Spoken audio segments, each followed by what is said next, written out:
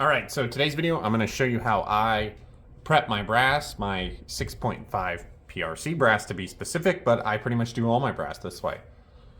So this is 1 times fired Nosler brass. Well, I guess now it's 2 times fired, but typically what I do is use my Lee Universal decapping die and just go ahead and decap all 50 pieces.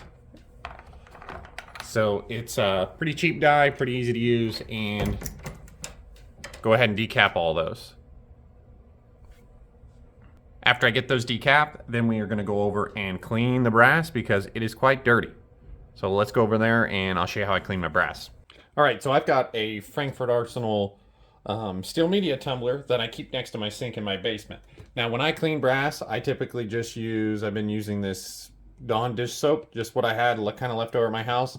I just give it a little bit of a squirt, just about what I feel like will be about right. And then I dump all those pieces into our tumbler.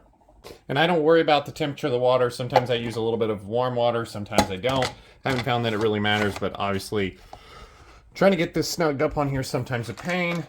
But I've got 50 pieces in this tumbler. I think I've done as much as 100, but it gets pretty tight. This is the smaller tumbler that Frankfurt Arsenal has. And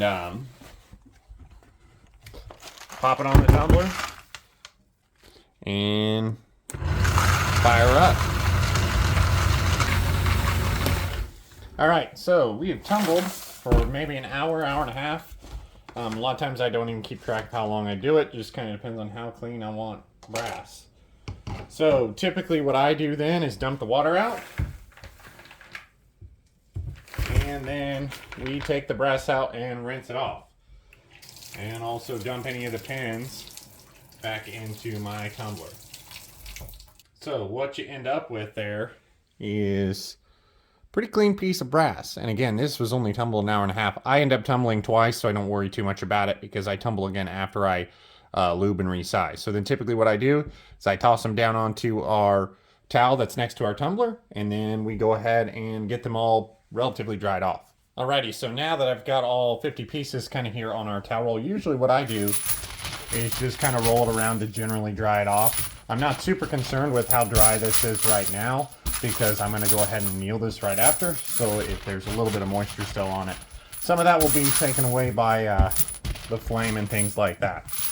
But usually that just gets the majority of the water off of the brass to then go on to annealing. All right, so I've showed my annealing process on the channel before, but we're going to go ahead and show it again. We're using the EP Integrations annealer here, which is a torch annealer, and I believe I already have this set up for 6.5 PRC as I did some of my quantity brass a couple days ago, not on film. So we had it about 34, 35. We're just going to anneal one and see what it looks like.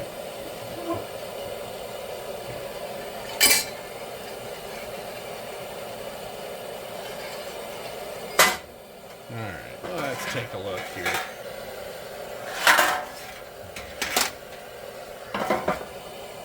Just going to adjust our flame just a little bit there.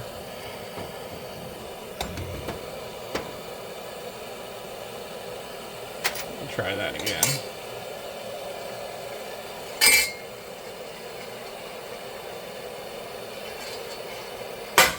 Alright, that's looking a little bit better to me. So a lot of people will set this up in the dark to kind of get that what they want for annealing.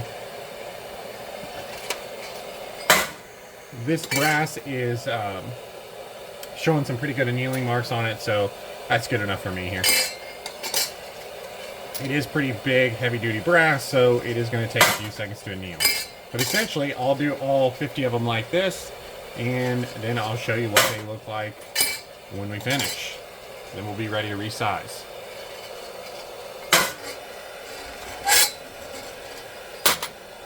Alright, and last couple pieces here are going to be done.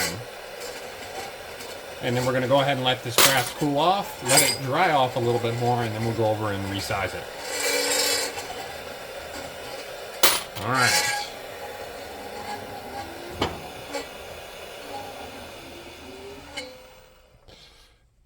All right, so as you can tell, we've got that nice little annealed look, just a little bit below the shoulder. I think that should be plenty. This is just 1x fired brass, so it's not like it's getting work hardened terribly bad, but usually that's about the method I use to anneal. All right, so the next step is to lube the cases. I've been using Frankfurt Arsenal case lube. I believe it's just lanolin and alcohol. It's been working pretty good for me. So usually just pretty generous, especially on this 6-ply PRC stuff, and then kind of just, and then sometimes I'll give it an extra shot kind of on the side there. And now this stuff you've got to let dry a little bit before you run it through, but I just keep a box that I use this all the time for. So I'll let it dry and then we'll resize it. All right, so let's go ahead and resize this. I believe my die is already pretty much set up. I use the quick change bushings. So I zero my caliper out before we resize the piece of brass, and then we go ahead and run it through. And then we take a measurement and see where we're at. All right, so that one there didn't change at all. We're still at pretty much that 0 point. So the die needs to come down ever so slightly. So this is pretty much the biggest pain in the butt of reloading, is getting this die set up correctly. A lot of times you can keep them pretty consistent by using those bushings, but I think this was set up for Hornady brass and we're using Nosler brass right now. So let's see how this second piece goes.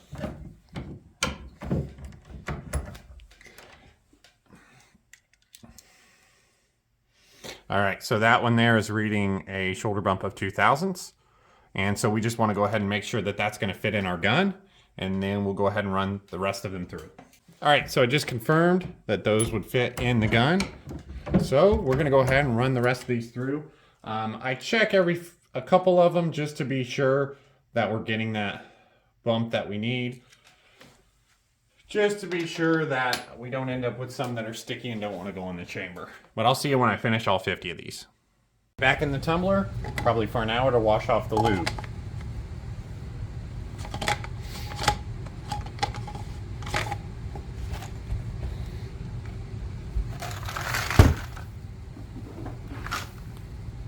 Alrighty, so these pieces of brass here have come out of the tumbler, and I basically just let them dry off by laying on a towel for a few days. A lot of times if I want to dry the brass pretty quick, I'll preheat my oven to 200 degrees and then shut it off and pop the brass in there. But again, because I wasn't in any hurry, I just let this stuff pretty much air dry. Now the last thing to do is to check and make sure that our brass doesn't need trimmed. Now, let's see, looks like that piece is about 8 thousandths below the max length that Sierra lists, and same kind of thing with that one there. So this brass doesn't need trimmed. I don't check every single one of them, but I do check through a few of them just to make sure none of them are too long. Now, these pieces of brass as well, they've been fired a couple times, and they probably don't need a deburr and chamfer. I'll probably hit them with a real light deburr and chamfer right before I load them. So as you can tell, the brass is pretty clean, and it's annealed, which is kind of hard to see now that it's been tumbled again, and this is ready to shoot. So I usually then toss this over into one of my ammo boxes until it's ready to load and shoot.